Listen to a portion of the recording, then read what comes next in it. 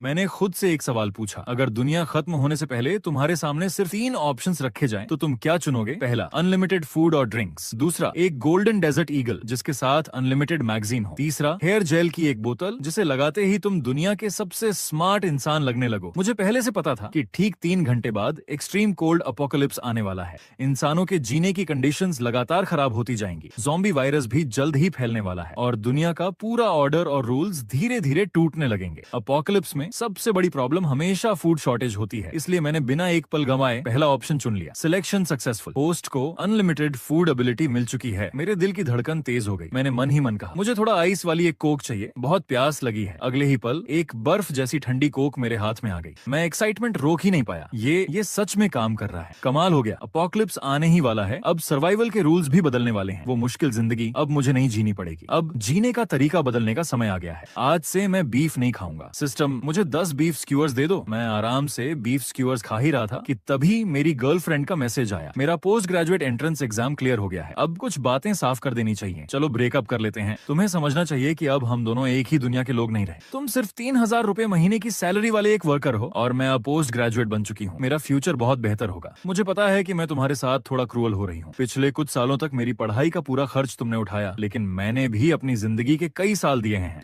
अब हमारे बीच कुछ भी बाकी नहीं है। आगे से मुझसे कांटेक्ट मत करना। यहीं सब खत्म करते हैं। उस ठंडे मैसेज को देखकर एक पल के लिए मेरे दिल में दर्द हुआ, लेकिन अगले ही पल सब कुछ हल्का लगने लगा। मैं बस ठंडी सी स्माइल के साथ बोला, लिन वैन्यू, तुम्हें एक दिन जरूर पछताना पड़ेगा। तभी फिर से सिस्टम की आवाज सुनाई दी। होस्ट की सर्वाइवल सुनिश्चित करने के लिए सिस्टम हर दिन रात 12 बजे डेली साइन इन रिवॉर्ड देगा। रिवॉर्ड ऑप्शंस में weapons, equipment, resources, materials, physical enhancement और कई दूसरी चीजें शामिल होंगी। होस्ट हर दिन इनमें से किसी एक रिवॉर्ड को चुन सकता है। उस पल मैं पहली बार अपोकलिप्स का इंतजार करने लगा। पुरानी दुनिया में मैं एक बिल्कुल साधारण इंसान था, लेकिन आने वाले अपोकलिप्स में मैं अपनी किस्मत पूरी तरह बदल दूंगा। ये सोचकर मैं खुशी खुशी अपनी इलेक्ट्रिक स्कूटर पर बैठा और रेंटल रूम की तरफ लौट गया। लिफ्ट का इंतजार करते समय पीछे से एक तिरस्कार भरी आवाज आई, ए वर्कर, जरा मुझसे दूर खड़ा हो। मैंने पीछे मुड़कर देखा। वो बैंक यूनिफॉर्म पहने हुई सूहे थी। वो अपनी नाक ढककर घिन भरी नजरों से मुझे घूर रही थी। सूहे मेरी पड़ोसन थी। मैं 501 में रहता था और वो अपने नए पति वांग क्वांग के साथ 502 में रहती थी। दोनों की शादी को अभी सिर्फ 1 महीना हुआ था। शादी वाले दिन मैंने उसे दूर से व्हाइट वेडिंग ड्रेस में देखा था। सच कहूं तो उसे देखकर मैं भी कुछ पल के लिए दंग रह गया था। उसकी ब्यूटी और फिगर आराम से 90 पॉइंट्स की थी। मेरी एक्स गर्लफ्रेंड तो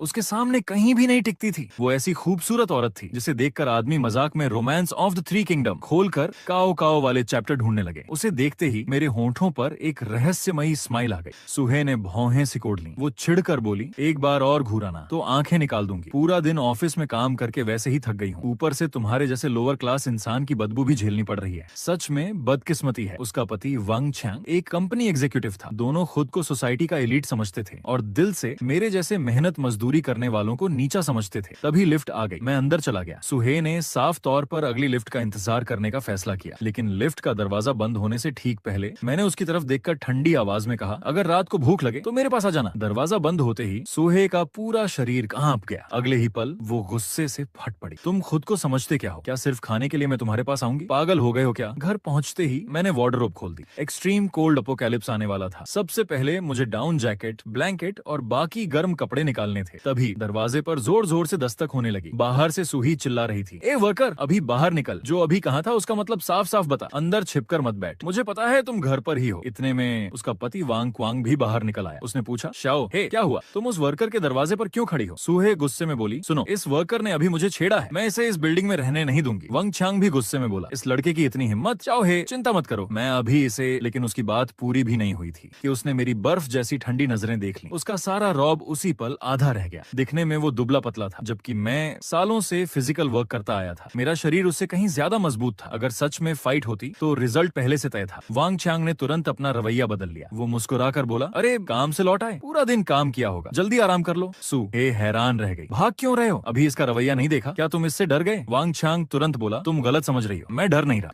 हम सोसाइटी के एलीट फैमिली हैं, हमारी लाइफ खुशहाल है। इसके जैसे लोअर क्लास लोग तो बस हमसे जलते हैं। याद रखना, happy people should step back principle. जब हम खुशहाल हैं तो ऐसे लोगों के सामने एक कदम पीछे हट जाना ही बेहतर होता है। मैंने अपनी जरूरत का सारा बैकअप सामान निकाल लिया, फिर दरवाजे और खिड़कियां अच्छी तरह बंद कर दी और चुपचाप अपोकलिप्स के आने का इंतजार करने लगा। रात होते होते गर्मी से भरी हवा में अचानक ठंडी लहर घुल गई। धीरे धीरे आसमान से रुई जैसी बर्फ गिरने लगी। लगी। फिर देखते ही देखते स्नोफॉल पागलों की तरह बरसने लगी। सिर्फ आधे घंटे में टेम्परेचर 30 डिग्री सेल्सियस से सीधे 0 डिग्री सेल्सियस पर आ गया और लगातार नीचे गिरता ही जा रहा था। उसी समय मैं खुशी से मुस्कुरा उठा। रात के 12 बज चुके थे। Today's on sign and reward options. पहला, स्पेशल मटेरियल से बने 10,000 थर्मल सूट्स जो -100 डिग्री सेल्सियस तक की ठंड झेल सकते हैं। दूसरा, यूनिवर्सल वायरलेस बैटरी पैक जो हर इलेक्ट्रॉनिक डिवाइस के साथ कंपैटिबल है। तीसरा, 10,000 टेराबाइट कैपेसिटी वाला USB ड्राइव जिसमें दुनिया की सारी मूवीज, टीवी शोज और तुम्हारी मनचाही कंटेंट मौजूद है। चौथा, जांग रीजन का ऐसा हामी मेलन जिसे खाने से डायबिटीज हो जाती है।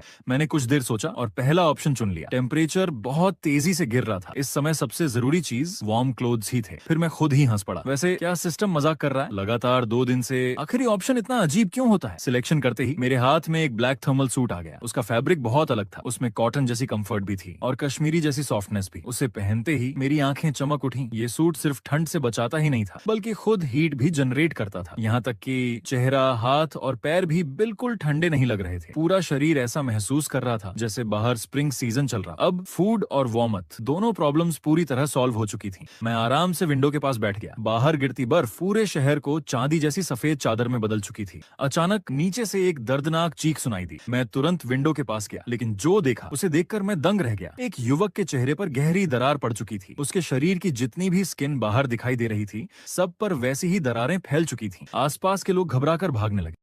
लेकिन आधे मिनट से भी कम समय में वो युवक आंखें फाड़कर जमीन पर गिर पड़ा और वहीं उसकी मौत हो गई। लेकिन ये सिर्फ एक मामला नहीं था। बहुत जल्द और भी लोगों के शरीर पर वैसी ही दरारें दिखाई देने लगी। पूरा रेसिडेंशियल कॉम्प्लेक्स अराजकता में डूब गया। मैंने ध्यान से उन लोगों को देखा जिनके शरीर पर दरारें निकली थीं। अभी कुछ देर पहले वो सभी बाहर स्नो में खेल रहे थे। क्या इस स्नो में जहर है? स्नो को छूने के 5 मिनट के अंदर शरीर पर दरारें निकल आती थी और आधे मिनट में मौत हो जाती थी। बस एक बात अभी साफ नहीं थी, क्या स्नो का ये पॉइजन दूसरों में भी फैल सकता है? मैंने गहरी सांस ली। हाँ, ये डिजास्टर सच में खतरनाक है। इतनी ही देर में नीचे 10 से ज्यादा लोग मर चुके थे। मैंने तुरंत फोन निकाला। पॉइजन स्नो जैसे कीवर्ड तेजी से ट्रेंडिंग सर्च बन चुके थे। रेजिडेंशियल ग्रुप चैट भी पूरी तरह बिखर चुका था। कोई है, मेरे बच्चे को बचा लो। इस दुनिया को आखिर हुआ क्या है? कुछ लोग अभी भी उम्मीद लगाए बैठे थे। बाहर की डिजास्टर बस थोड़े समय की है, हमें जरूर बचा लिया जाएगा। वहीं कुछ लोग हकीकत समझ चुके थे। किसके पास मिनरल वाटर और फूड है? मैं जितनी कीमत मांगो दूंगा। समझदार लोग महसूस कर चुके थे कि ये कोई ऐसी डिजास्टर नहीं थी जो आसानी से खत्म हो जाए। स्नोफॉल को सिर्फ 1 घंटा हुआ था, लेकिन स्नो की मोटाई आधे मीटर तक पहुंच चुकी थी और रुकने का कोई नाम नहीं ले रही थी। मैंने एक बार फिर डोर्स और विंडोज चेक किए, ये पक्का करने के बाद कि अंदर स्नो नहीं आ सकती। मैं निश्चिंत होकर सो गया। अगली सुबह ठीक 8 बजे मेरी आंख खुली। मैं विंडो के पास गया और बाहर का नजारा देखकर हैरान रह गया। कल जिन लोगों को मैंने देखा था वो अब पूरी तरह स्नो के नीचे दब चुके थे। स्नो की ऊंचाई पहली मंजिल से भी ऊपर पहुंच चुकी थी और टेम्परेचर -30 डिग्री सेल्सियस तक गिर चुका था। बस एक ही राहत की बात थी, फिलहाल स्नोफॉल रुक चुकी थी। लेकिन